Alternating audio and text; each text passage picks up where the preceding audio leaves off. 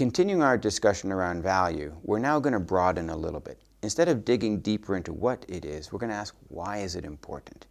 We've explained this briefly as, well, you need to create value in order to survive. And the idea is very simple, and my fingers usually convey the message. If on average in business, you're paying a price to buy a new piece of equipment, to hire a new employee, to do a merger or acquisition, if you're paying a price more than the value of what you're getting, and you keep doing that, eventually, bust, survival. You need to create value in order to survive. That's a clear answer, but it's not quite sufficient. There's more we can discuss and explain about why it's important. If we go back into the discussion of the opportunity cost of capital, any resources engaged in one thing can't be simultaneously engaged in something else. But this goes back to the principles of evolution. In evolution, energy, food, is in scarce supply.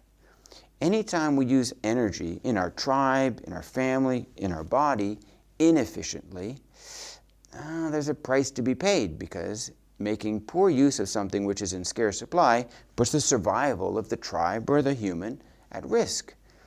Why is it important that we manage for value creation? Well, it's the same thing. Value is simply making efficient use of scarce resources to deliver the happiness the customers are paying us for. That's why we need to do it in order to survive. But it goes further. How many human beings, how many of you are aware of this need to be efficient with scarce resources? And we all understand it.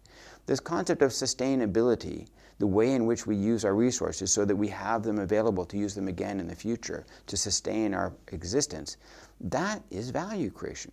Value is sustainability. So why is it important? Because each human being knows it's important.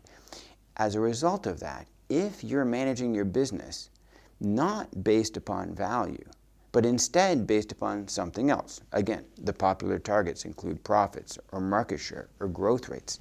If you're delivering those, but you're doing it in a way which destroys value, what are the people in your organization going to think? What are they going to feel? And here the answer is very clear.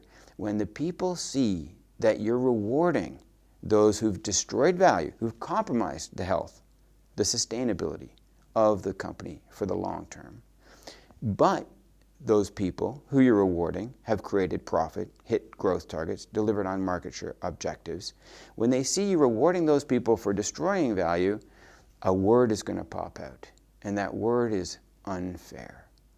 Deep in the human psyche, coming from years of evolution and the awareness of our need to be efficient with the resources we employ in our tribe, in our body, in our business. When we see people using those resources inefficiently in a way that compromises the value of the business, but delivers on a target that gets them rewarded, gets them promoted, gets them a bonus, unfairness.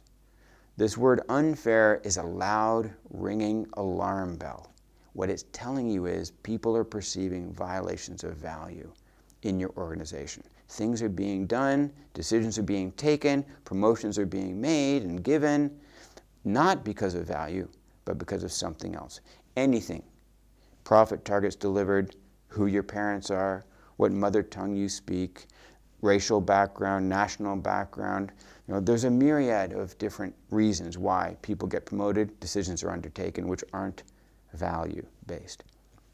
Anytime one of those decisions is taken for non-value reasons, unfairness. Why is that important? When people perceive unfairness, they leave. If they can't leave, they stay, but they don't bring their best to work every day. Morale starts to decline. The culture of the organization suffers. That is why you don't survive. It's simple enough to say it as cash flow, but there's more to it than the cash flow.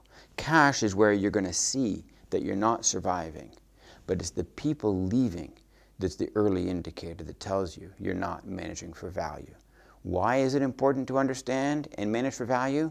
Because it's survival, because it's evolution, because it's about the people and the morale and the culture of your organization. You need to keep it focused on value for all of these reasons.